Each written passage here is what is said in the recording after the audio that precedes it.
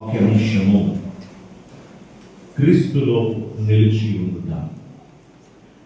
క్రీస్తులో నిలిచి ఉండుట అనే ఆ వాక్యాన్ని కొద్ది నిమిషాలు మనము జ్ఞాపకం చేసుకుందాం. మనము పరిశుద్ధ బైబిల్ గ్రంథంలో అనేకమైన మాటలు మనము క్రీస్తులో నిలిచి ఉండుట గురించి మనం చూస్తాం. యేసుక్రీస్తు ప్రభువు మన నుండి కోరుకునేది ఏమిటి అంటే మనము ఆయనలో నిలిచి ఉండాలి అని.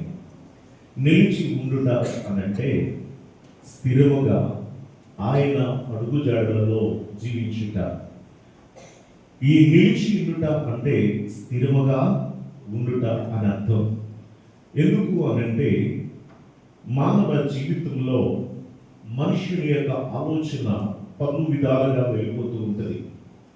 ఒక్కొక్కసారి ఒక్కొక్క విధంగా మన ఆలోచన ఉంటుంది.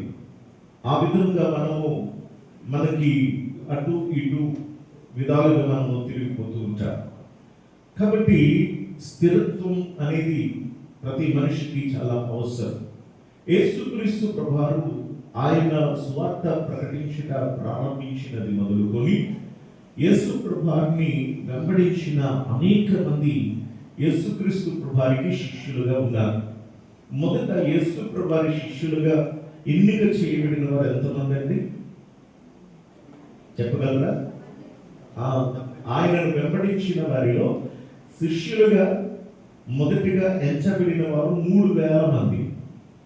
3,000 మంది నుండి తరువాత ఎంతవరకు తగ్గిపోయారు అనంటే 70 మంది వరకు తగ్గిపోయారు. 70 మందికి వచ్చేసారు లిస్ట్. ఆ 70 మంది తర్వాత తిరిగి మళ్ళీ ఎంతమంది? 12 మందికి వచ్చారు. 12 మంది శిష్యులు. ఆ 12 మందిలో మళ్ళా ఒకరు తప్పిపోయారు. మనకు తెలిసిందే, ఎవరైనా ఇస్కరియోతు యూద తప్పిపోయాడు.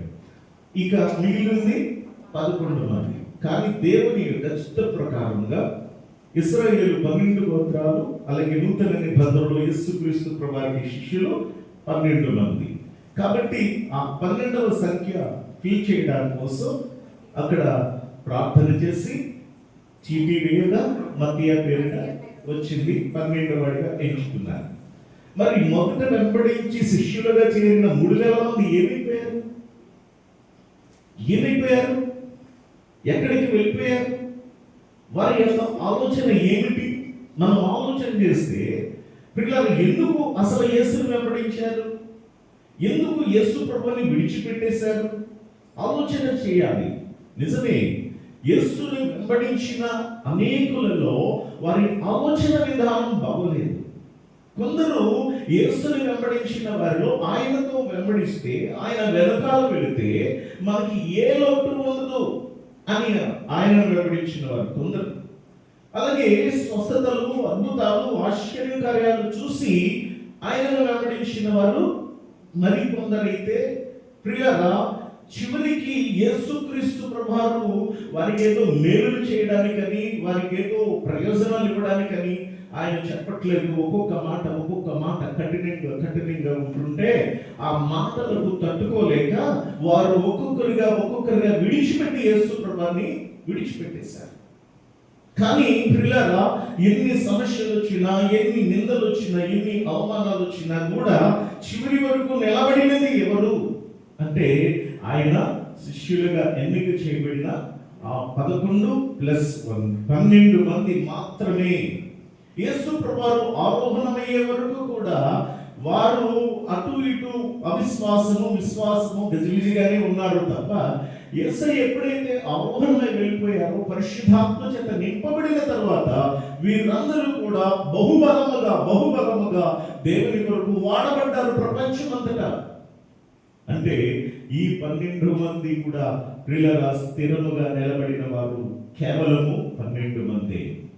అందుకనే అనేకమైన సందర్భాలలో యేసు ప్రభువు ముందే చెప్పారు, మీరు నా యందు ఉండండి. అందుకనే ప్రియులారా క్రీస్తునందున్న వారికి ఏ శిక్ష విధి లేదు. క్రీస్తునందున్న వారికి ఏ శిక్ష విధి లేదు.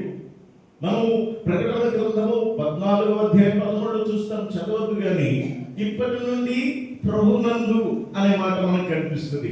అలాగే తెస్సలోనిక పత్రికలో ప్రియులారా మనం చూస్తే 4వ అధ్యాయం, మొదటి పత్రిక 4వ అధ్యాయంలో అక్కడ మనం చూస్తే ప్రభువునందు నుండి మృతులైన వారు అని అంటాడు. అంటే ప్రభువులో ఉండాలి, ప్రభువులో ఉండాలి, ప్రభువునందు ఉండాలి అని పదే పదే వాక్యంలో అనేక సందర్భాలు ఉన్నాయి.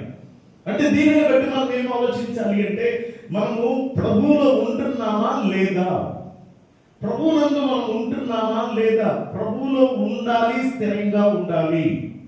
అందుకని మనము యేసుక్రీస్తు ప్రభువు చెప్పిన మాట మనం చూస్తే ప్రియులారా మనము పాత నిబంధనను ముందుగా మనం పరిశీలన చేద్దాం. పాత నిబంధన గ్రంథంలో దేవుడు మోషేని ఎన్నిక చేసుకున్నట్టుగా మనం చూస్తాం. మోషేని ఎన్నిక చేసుకుని వారిని, దేవుని ప్రజలైన వారిని ఆ ఐగుప్తు దేశం నుండి వారిని బయటికి నడిపించారు. ఆయన మరి ఈ వాగ్దాత దేశం అయినటువంటి కానాను దేశానికి నడిపిస్తూ వచ్చారు. వారు ప్రయాణిస్తూ ఉన్న ఆ కాలంలో ఇశ్రాయేలీయులను స్థిరపరచడానికి, ఇశ్రాయేలీయులకు ఒక కట్టడగాను, ఆయన ఒక నియమము నిబంధనగాను, ఆయన అనేకమైన వాక్యాలు, అనేక ఆజ్ఞలు, అనేక శాసనములను దేవుడు నియమించాడు. అయితే ప్రత్యేకంగా దేవుడు ఇశ్రాయేలీయుల మధ్య 10 ఆజ్ఞలు ఇవ్వాలి అని దేవుడు ఆలోచన చేసి ఇక్కడ మోషేని సీనాయి పర్వతం మీదకి ఆహ్వానిస్తున్నాడు. సీనాయి పర్వతం మీదకి మోషేని ఆహ్వానిస్తూ ఉన్నప్పుడు మొదటిసారి వెళ్ళాడు. రాతి పలకలు, 2 దేవుని ఆజ్ఞలు, 10 ఆజ్ఞలు కలిగిన 2 రాతి పలకల్ని అతడు తీసుకొచ్చాడు. ఇక్కడ క్రిందన ఇశ్రాయేలు ప్రజల యొక్క అల్లరి చూసి, వారి భయంకరమైనటువంటి గజిబిజను చూసి, వారి పాపాన్ని చూసి ఆ రాతి పలకలు పగలగొట్టాడు. మళ్ళా దేవుడు తిరిగి రమని ఆహ్వానించాడు. అయితే ఇక్కడ గమనించండి, 34వ అధ్యాయం మొదటి వచనం నుండి, మరియు యెహోవా మోషేతో మొదటి పలకల వంటి మరి 2 రాతి పలకలను చెక్కుము, నీవు పగలగొట్టిన మొదటి పలకల మీద వాక్యములని నేను ఈ పలకల మీద రాసెదను. ఉదయమునకు నీవు సిద్ధపడి ఉదయమున సీనాయి కొండ ఎక్కి అక్కడ శిఖరం మీద నా సన్నిధిని నిలిచి ఉండవలెను. దేవుడు కోరుకుంటున్నటువంటిది ఎక్కడ నిలిచి ఉండాలట? చూడండి, దేవుడు మోషేని పిలిచి ఎక్కడ నిలిచి ఉండాలి అంటున్నాడు? సీనాయి పర్వతము మీద. ఆ సీనాయి పర్వతాన్ని నా సన్నిధి అని దేవుడు కోరుకుంటున్నాడు. దేవుని బిడ్డలుగా మనము ఆయన కోరుకున్నటువంటి స్థలంలో మనము నిలిచి ఉంటే మనము ఆయనలో ఉన్నట్టు మనం జ్ఞాపకం చేసుకోవాలి. ప్రియ దేవుని బిడ్డలారా, దేవుడు కోరుకున్న అతి శ్రేష్టమైనటువంటి స్థలము ఎక్కడ అంటే సీనాయి పర్వతం. ఆ సీనాయి పర్వతానికి మరెవరూ రాకూడదు. ఆయనను వెంబడిస్తున్నటువంటి మోషేను వెంబడిస్తున్న యెహోషువ కానీ మిగిలిన ఎవరు కూడా ప్రియుల ఆ సీనాయి పర్వతం మీదకి రావడానికి వాళ్ళకి కూడా అంత అవకాశం లేదు. కానీ వారు మధ్య వరకు వెళ్ళారు. కానీ ప్రాంగణం వరకు కూడా ఎవరు టచ్ చేయకూడదు. ఆ ప్రాంతానికి ఎవరు రాకూడదు. ఏ ఎద్దు కానీ మరి ఏ పశువు కూడా దాన్ని అక్కడ ముట్టడానికి వీలేదు. ఎందుకు అంటే ఆ సీనాయి పర్వతము దేవుడు దిగి వచ్చే స్థలం. ఆ దేవుడు దిగి వచ్చేటటువంటి ఆ స్థలము అది దేవుని సన్నిధి. అక్కడ నీవు నిలిచి ఉండాలి. దేవుడు కోరుతున్నాడు. ప్రియ దేవుని బిడ్డలారా, ఆ తదుపరి ఇశ్రాయేలు ప్రజలైనటువంటి వారి కొరకు ఒక పర్ణశాలలో ఒక ప్రత్యక్ష గుడారాన్ని ఏర్పాటు చేశారు. అది దేవుని సన్నిధి. అక్కడ అంటాడు, పిల్లరా ఇదిగో నేను వచ్చి వారి మధ్య నివసిస్తాను అని అంటాడు దేవుడు. నేను వారి మధ్య నివసించినట్లు వారు నా కొరకు ఒక పరిశుద్ధ స్థలాన్ని నిర్మించాలి అన్నాడు దేవుడు. అది ప్రత్యక్షపు గుడారం. ఆ తర్వాత పర్మనెంట్గా కట్టబడినటువంటిది దేవుని యొక్క మందిరం. ఇదంతా కూడా దేవుని సన్నిధి. కాబట్టి దేవుడు ఎక్కడికి వస్తాడో, ఎక్కడ ఉంటాడో అదే ఆయన సన్నిధి. అక్కడ నీవు నిలిచి ఉండము. మోషేతో అంటున్నాడు, నీవు అక్కడ నిలిచియుండుము, నా సన్నిధి నిలిచియుండుము. ఈరోజు నా దేవుని యొక్క మందిరము, దేవుని చేత ఏర్పాటు చేయబడినటువంటి మందిరంలో మనము నిత్యము నిలిచి ఉండాలి. నిత్యము దేవుని సన్నిధిలో మనం గడపాలి. ఈ దేవుని యొక్క సన్నిధిలో మనుషులను చూసి కాదు, ఈ మిగిలిన వారిని చూసి కాదు, కాపురిని చూసి కాదు, ఎవరినో చూసి కాదు, ఇది దేవుని సన్నిధి. ఈ దేవుని సన్నిధిలో ఎవరుండాలని మనము నిలిచి ఉండాలి, నిలిచి ఉండాలి. ఇక్కడ మోషేని పిలిచి, ఇక్కడ నా సన్నిధిని నీవు నిలిచి ఉండము, ఏ నరుడు నీతో ఈ కొండకు రాకూడదు. ఇక్కడ దేవుడు కోరుకున్నటువంటి శ్రేష్టమైనటువంటి స్థలంలో ఈ మోషే అక్కడికి వెళ్ళాడు. మోషే దేవుని యొక్క చేతితో రాసిచ్చిన 2 రాతి పలకలు కలిగినటువంటి ఆ 10 ఆజ్ఞలు తీసుకొచ్చాడు. తీసుకుని అక్కడికి రావడం మనం జరిగింది. అయితే ఇక్కడ చూడండి, దేవుడు అలాగే మోషే వీళ్ళిద్దరూ కలిశారు. వీళ్ళిద్దరూ కలిసిన చోటే సీనాయి పర్వతం. అది మనం అర్థం చేసుకోవచ్చు. వీరిద్దరూ కలిసిన చోటే సీనాయి పర్వతం. ఇంకెవరి దగ్గరికైనా దేవుడు వెళ్ళి అక్కడ వారితో మాట్లాడినట్లుగా మనము డైరెక్ట్ గా దేవుని చేతితో వ్రాసించినటువంటి ఆజ్ఞలు కానీ ఇదేది కూడా మనం ఇంకా ఇక్కడ చూడం. కానీ ఒక మోషేతో మాత్రమే దేవుడు స్వయముగా ఆయన మాట్లాడి ఆ పలకలు కలిగినటువంటి రాతి పలకలు ఇవ్వడం మనం ఇక్కడ చూస్తున్నాం. అంటే దేవునిలో మరి మోషే ఉన్నాడు కాబట్టి, దేవుని అడుగుజాడలలో మోషే జీవించాడు కాబట్టి, దేవుని యొక్క ఆ యొక్క ప్రజలను ఆ భారంతో ఆ ప్రజలను నడిపించాడు కాబట్టి, పిల్లల అతనికి ఉన్నటువంటి దేవుని మీద ఉన్నటువంటి ఆశను బట్టి అతడు దేవుడు అతనితో మాట్లాడుతున్నాడు. దేవుడు అతనిని దర్శిస్తూ ఉన్నాడు. మనం కూడా దేవుని యందు విశ్వాసము కలిగిన వారమై, దేవుని యందు భయభక్తులు కలిగినటువంటి వారమై, దేవుని మీద ఆసక్తి కలిగినటువంటి వారమై ప్రియులారా మనము దేవుని అడుగుజాడల్లో జీవించాలి. మోషే గురించి అంటాడు కదా, మోషే నా ఇల్లంతటిలో నమ్మకమైనటువంటి వాడు అన్నాడు.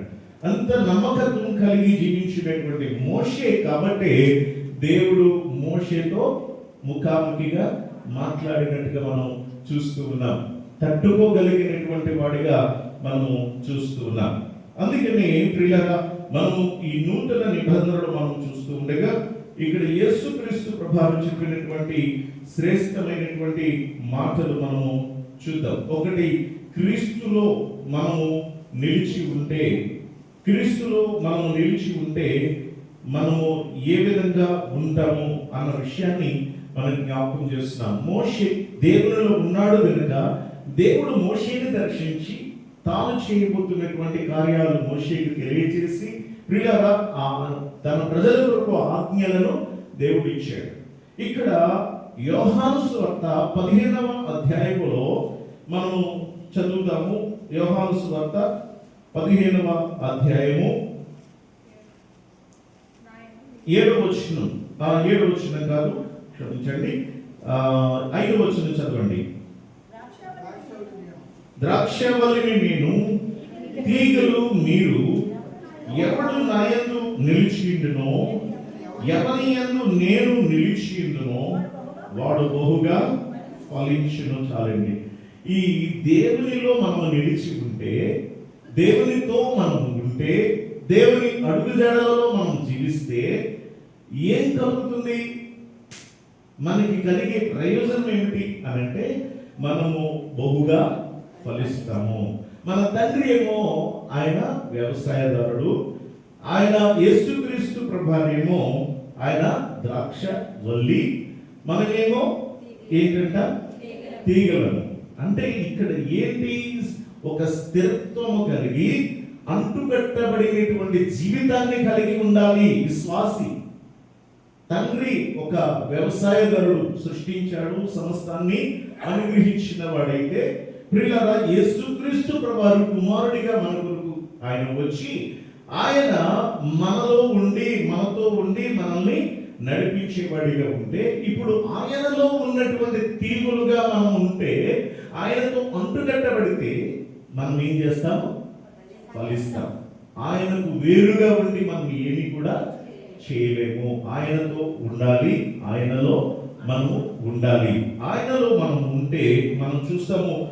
4వ వచనం చదవండి ఒకసారి. నా యందు నిలిచి ఉండుడి, నీ యందు నేను నిలిచియుందును.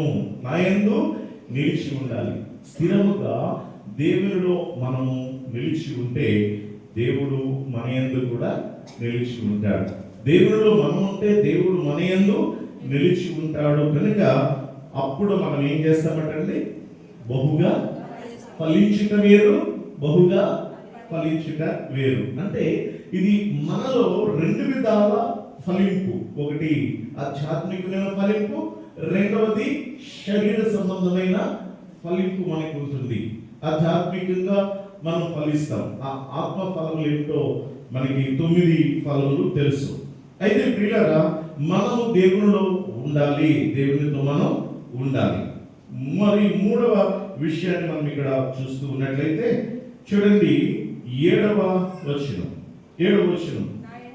నా యందు మీరును మీ యందు నా మాటలు నిలిచి ఉండిన ఎడల మీకేది ఇష్టమో అది అడగండి. ఎంత గొప్ప ఆపర్చునిటీ ఇచ్చారు దేవుడు. చూడండి, యేసు ప్రభువు వారికి ఎంత గొప్ప అవకాశాన్ని ఇచ్చారు. చూడండి, ఏమిటి అది?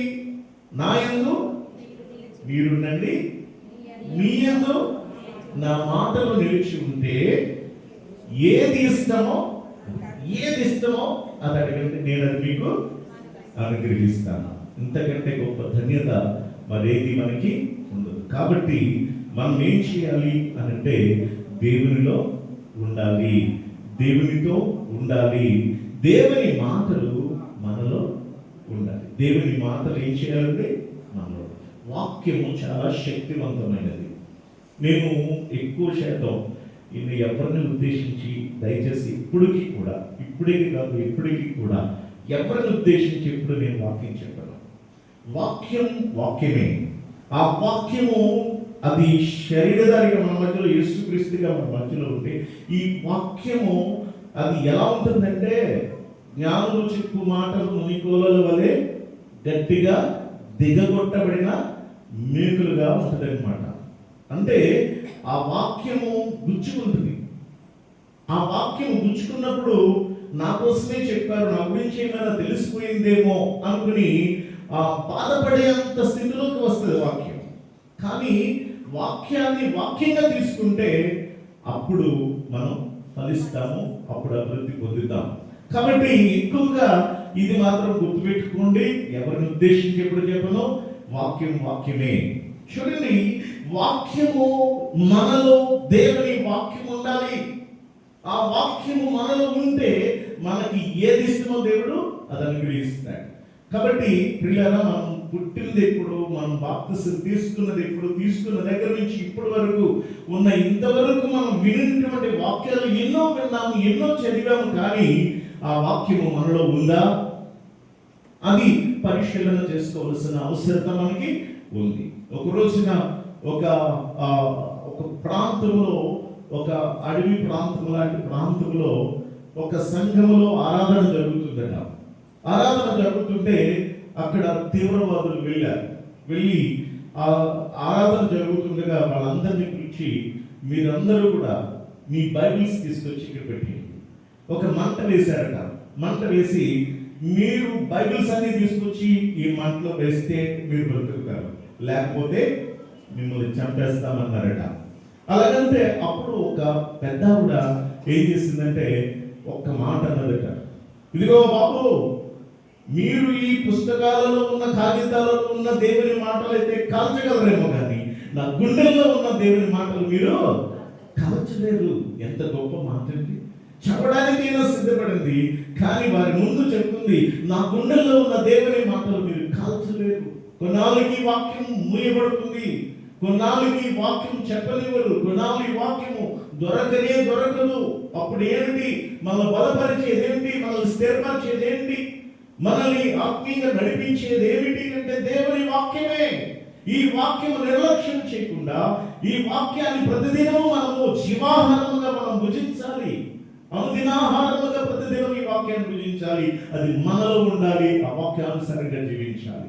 అప్పుడే మనకి ఏది ఇష్టమో అది దేవుడు మనకి అనుగ్రహిస్తాడు. వాక్యము చాలా శక్తివంతమైనది. ఇశ్రాయేలీయులకి మోషే ద్వారా దేవుడిచ్చిన 10 ఆజ్ఞలను ఎక్కడ పెట్టమన్నాడు దేవుడు? చెప్పాలి మీరు. 2 రాతి పలకలను ఎక్కడ పెట్టమన్నాడు? మందసంలో పెట్టమన్నాడు. దేవుడు మందసంలో ఈ 2 రాతి పలకలను పెట్టమన్నప్పుడు ఎలా పడితే అలా పెట్టేయమన్నాడా?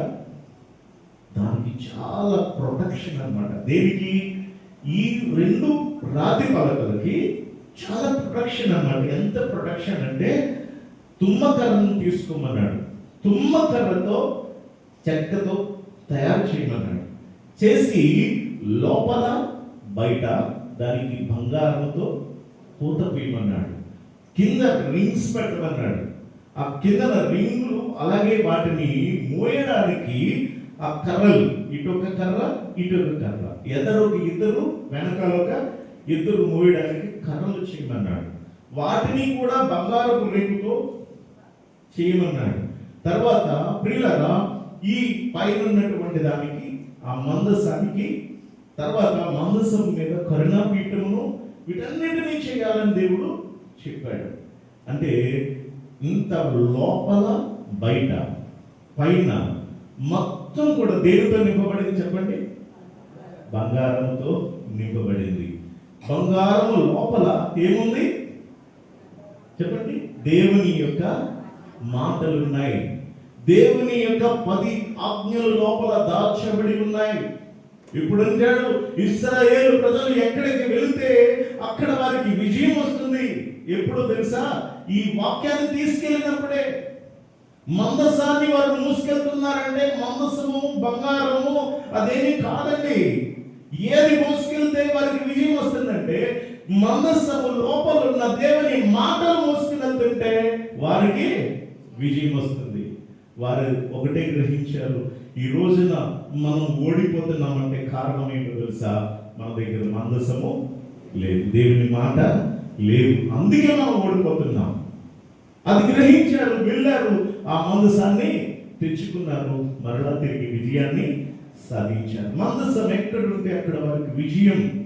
మందసంలో ఉన్న దేవుని వాక్యము అక్కడ ఎక్కడ ఉంటే అక్కడే వారికి విజయం. ఈ రోజున ప్రియ దేవుని బిడ్డలారా, దేవుని వాక్యము మనలో ఉండాలి, మనతో ఉండాలి. ఆ వాక్యాన్ని అనుసరించి జీవించాలి. వాక్యం ఎన్నిసార్లు చదివారు అని అంటే చాలా మంది చెప్తారు, బైబిల్ని పూర్తి చేసేసానండి, 10 సార్లు పూర్తి చేశానని, 20 సార్లు పూర్తి చేశానని వాళ్ళు ఉంటారు. ఈ వాక్యాన్ని ఎన్నిసార్లు పూర్తి చేసినా ప్రయోజనం లేదు. ఈ వాక్యాన్ని జాగ్రత్తగా చదివి దానిని పరిశీలించి ఆ వాక్యానుసారంగా జీవిస్తేనే దాని ప్రయోజనం, అంతేగాని ఎలా ఉంటుంది. కాబట్టి దేవుడు కోరుకుంటున్నది ఏమిటో తెలుసా? క్రీస్తులో నిలిచి ఉండడం అంటే ఎలాగో తెలుసా?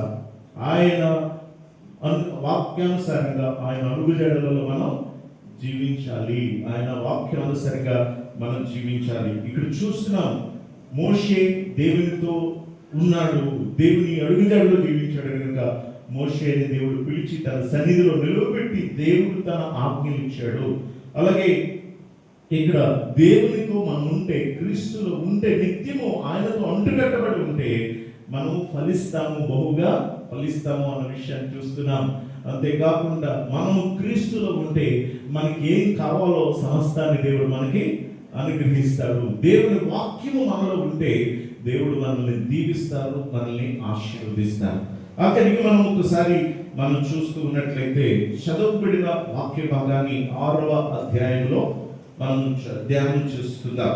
ఒకసారి 6వ అధ్యాయము 56వ వచనాన్ని ఒకసారి చదువుకుందాం. నా శరీరము తిని నా రక్తము త్రాగువాడు నా యందును నేను వాని యందును నిలిచి ఉందను. చూడండి, యేసయ్య చెప్తున్న మాట ఏంటంటే, మనలో యేసు ప్రభు ఉంటారట, మనము యేసులో ఉంటామంట. ఎప్పుడంట అంటే ఆయన శరీరము తిని ఆయన రక్తము త్రాగినప్పుడే. ఇది చాలా ప్రాముఖ్యమైనది. ఆయన శరీరం తినడం ఏంటి, ఆయన రక్తం త్రాగడం ఏంటి అని, ఇది చాలా మంది అక్కడ యేసును వెంబడిస్తున్న వారు, వెనకెళ్ళిపోయిన వాళ్ళు ఎక్కువ శాతం ఇదే మాట పట్టుకున్నారు. కొంతమందికి అర్థం కాల, దేవుని మాటలు అర్థం చేసుకోవడం చాలా కష్టం. కాబట్టి ఆ మర్మములతో కూడిన మాటలను వారు తప్పుగా తీసుకున్నారు. ఈయన శరీరాన్ని ఎలా తిననీయగలడు అనుకుంటున్నారే కానీ ఆయన భవిష్యత్తు కొరకు మామూలుగా మన కొరకు ఇవ్వబడుతున్నటువంటి ఆ యొక్క శరీరముగా ఆయన వారిని గుర్తించడం లేదు. వారు ఏమంటారు, ఈయన శరీరము ఎలాగో తిననీయగలడు అంటూ వారు వెనక్కి వెళ్ళిపోయినట్టుగా చూస్తున్నాం. ఆయన శరీరం తిని ఆయన రక్తము త్రాగువాడు నా యందును నేను వాని యందును నిలిచి ఉన్నాను. ఇంకేమీ లేదు. ఆయన ఒక ద్రాక్షవల్లి అయితే, ద్రాక్షవల్లికి తీగ ఎలాగైతే అంటుకట్టబడి ఉంటుందో, ఎలా ఫలిస్తుందో, క్రీస్తులో మనలో క్రీస్తు ఉండాలి అని అంటే ఏం చేయాలి చెప్పండి? ప్రభు రాత్రి భోజన ఆరాధనలో ఆ రొట్టెను ఆ ద్రాక్ష రసాన్ని మనము పూజించాలి. అది కంపల్సరిగా, అది తప్పనిసరిగా తీసుకోవాలి. ఎందుకంటే రొట్టె దేనికి సూచన? యేసయ్య శరీరానికి సూచన. ద్రాక్ష రసం దేనికి సూచన? యేసు ప్రభువు రక్తానికి సూచన. ఇది సామాన్యమైనటువంటిది కాదు, ఇది ఒక పవిత్రమైనటువంటి, ఆయన శరీరము పరిశుద్ధమైనది, ఆయన రక్తం పరిశుద్ధమైనది, మన కొరకు అనుగ్రహింపబడిన ఒక శ్రేష్టమైనది. దానిని నిర్లక్ష్యంగా తీసుకోవడం కానీ మనం చేయకుండా, అది దేవుని యొక్క పెద్దలుగా, దేవుని యొక్క సేవకులుగా నిర్ణయించబడిన దానిని ఎప్పుడు ఇస్తే అప్పుడు దానిని తీసుకోవడానికి మనము సిద్ధంగా ఉండాలి, పరిశుద్ధంగా ఉండాలి. దానిని ప్రార్థనాపూర్వకంగా సిద్ధపడిచి ఆ ప్రభు బలలో మనం పాల్గొంటే ప్రియులారా, అప్పుడు మనలో యేసు ప్రభువు నిలిచి ఉన్నట్లుగా మనకి ప్రభు చెప్తారు. నా శరీరము తిని నా రక్తము త్రాగువాడే, నా శరీరం తిని నా రక్తము త్రాగువాడే నిత్య జీవము కలిగిన వాడు, అతడు నా యందును నేను అతని యందును నిలిచి ఉన్నా. అంత్య దినాన్న అతను లేపుతాను. ఎన్నో బెనిఫిట్స్ ఇచ్చారు యేసు ప్రభువు. అంత్య దినాన్న అతనిని లేపుతానంటాడు. అతనిలో నేను ఉంటాను అంటున్నారు. ఆ శరీరము ఆ రక్తము అది పవిత్రమైనది కనుక యేసుక్రీస్తు ప్రభువు యొక్క ఈ శరీరాన్ని, ఆయన యొక్క రక్తాన్ని మనము తప్పక ప్రార్థనా పూర్వకంగా భయభక్తులతో కూడి దానిలో మనము పాల్గొవలసినటువంటి అవసరం ఉంది. అందుకే సిద్ధపడి మనం ప్రార్థన పూర్వకంగా రావాలి. పౌలు భక్తులు మొదటి కొరింథీ పత్రికలో 11వ అధ్యాయం 23వ వచనంలో దాన్ని మరింత పవిత్రపరుస్తాడు. చదవక్కర్లేదు. అది ఎంతో పవిత్రమైనదిగా దాన్ని ఇచ్చుతూ ఉన్నాడు. ఆయన శరీరాన్ని, ఆయన యొక్క రక్తాన్ని పరిశీలించుకోమంటాడు. కాబట్టి ప్రియ దేవుని బిడ్డలారా, ఈరోజున మనము క్రీస్తులో ఉన్నామా లేదా ఈరోజు ప్రశ్నించుకోవాలి. అవునండి, బాప్తిసం తీసుకున్నానండి, నేను ఎప్పుడూ బాప్తిసం తీసుకున్నాను, చిన్నప్పుడే లేకపోతే పుట్టుక నుంచి నేను దేవుని బిడ్డనేనండి, మానకుండా మందిరానికి వెళ్తున్నానండి, మానవుని కానుకలు ఇస్తున్నానండి, దేవుని స్తుతిస్తున్నానంటే కాదు. క్రీస్తులో ఉన్నదానికి ఒక రుజువులు ఉన్నాయి. క్రీస్తులో ఉన్నామా లేదా అనడానికి రుజువేమిటి అంటే దేవుని యొక్క మాటలు మనలో ఉండాలి. ఆ మాటలను మనం అనుసరించి నడుచుకోవాలి. క్రీస్తులో ఉన్నామా లేదా అని అనడానికి రుజువులుగా ఆయన యొక్క శరీరాన్ని, ఆయన రక్తాన్ని మనం పవిత్రంగా దాన్ని మనం తీసుకుంటూ ఉండాలి. క్రీస్తులో ఉన్నామా లేదా అని చెప్పడానికి గుర్తుగా ఆయన ఎడల భయభక్తులు కలిగి, విశ్వాసం కలిగి మనము ముందుకి సాగాలి. ఆ విధముగా మనము సిద్ధపడదాం, ప్రశ్నించుకుందాం. ప్రతిదినము కూడా మన విశ్వాసాన్ని పరీక్షించుకొని, ప్రతిదినము కూడా మన యొక్క భక్తిని పరిశీలించుకొని, దేవుల్లో మన ఆత్మీయ స్థితి ఎలా ఉందో ఒక్కసారి ప్రతిదినం పరిశీలన చేసుకోవాలని మనం చేస్తూ ఉన్నాను. కళ్ళు ఉంచుదాం, కళ్ళు మూసుకుందాం, ప్రార్థనలో ఏకీభవించాలని కోరుతున్నాను. కొద్ది నిమిషాలు విన్న వాక్యాన్ని జ్ఞాపకం చేసుకుందాం.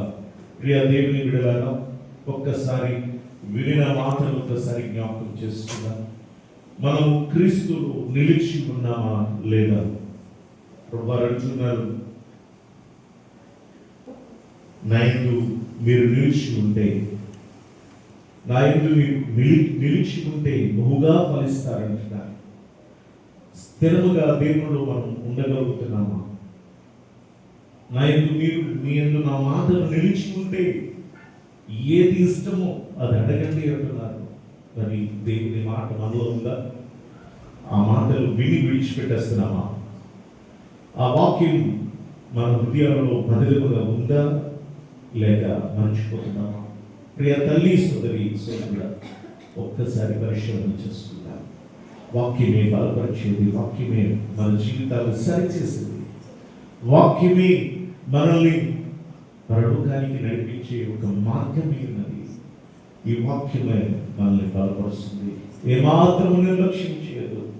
పరుగులేడుతూ దేవుని సన్నిధిగా, పరుగులేడుతూ దేవుని యొక్క వాక్యాన్ని ఆసక్తితో దేవుని వాక్యాన్ని ఆయన సన్నిధిని నిలిచి ఆయనలో నిలిచి ఉంటే ప్రభు మనల్ని బలపరుస్తాడు. ఇదిగో మోషేకి ఆజ్ఞలిస్తున్నాడు, తన ప్రజలకి మరి ఆజ్ఞలిస్తున్నాడు, దేవునిలో నిలిచి ఉన్నాడు. ఒకసారి ప్రదర్శన వేసుకుందాం, పరిశీలన చేసుకుందాం. నువ్వు చివరి వరకు, మరణం వరకు, అంతం వరకు నువ్వు క్రీస్తులో ఉంటేనే పరలోక రాజ్యాన్ని మనం స్వతంత్రించుకుంటాం. క్రీస్తు నందు నివృత్తులైన వారు లేస్తారన్నారు. మొదటి పునరుద్ధానం గుర్తు. ప్రార్థన చేద్దామా? ఆయన శరీరము, ఆయన రక్తం మన కొరకు అనుగ్రహించాడు. ఆ శరీరము, ఆ రక్తము మనము పవిత్రముగా తీసుకుంటేనే ఆయన మనలో ఉంటాడు, మనం ఆయనలో ఉంటాం. ప్రార్థన చేద్దాం. కృప కలిగిన మాకు పరిశుద్ధుడైన తండ్రి, శ్రేష్టమైన సమయాన్ని మాకు ఇచ్చినందుకు స్తుతిస్తున్నాను. నీలో మేము నిలిచి ఉంటే ఫలిస్తామని చెప్పారు. నీలో మేము నైనా మాలో మీరు నిలిచి ఉంటే మాకేది ఇష్టమో అది అనుగ్రహిస్తారన్న. నీలోనైనా మేము నిలిచి ఉండడానికి, నీ శరీరముని రక్తము భుజిస్తే తాగితే మేము నీలో నిలిచి ఉన్నట్టు మాకు తెలియజేస్తున్నాము. తండ్రి దేవా, ప్రతి ఒక్కొక్కరిని బలపరచండి, ప్రతి ఒక్కొక్కరిని సిద్ధపరచండి. మీ రాకడ కొరకే మమ్మల్ని అందరినీ ఆయత్తపరచండి. ఇదిగో తండ్రి, మేమందరము స్థిరముగా నీ కొరకు జీవించేవారిగా మమ్మల్ని బలపరచండి ప్రభా. మాకు ఎన్ని కష్టాలు వచ్చినా, ఎన్ని నిందలు, ఎన్ని అవమానాలు వచ్చినట్లా ప్రభా, నిన్ను విడవక నాయన నీతోనే మేము జీవించినకు ప్రతి బిడ్డను కూడా నాయన బలపరచండి. ప్రతి వారము, ప్రతి ప్రార్థనకు నీ సన్నిధిలో నిలిచేవారిగా, నీలో నిలిచేవారిగా ప్రతి ఒక్కరిని సిద్ధపరచి బలపరచండి. యేసు పరిశుద్ధ నామమున అడిగి వేడుకుంటున్నాం తండ్రి, ఆమేన్.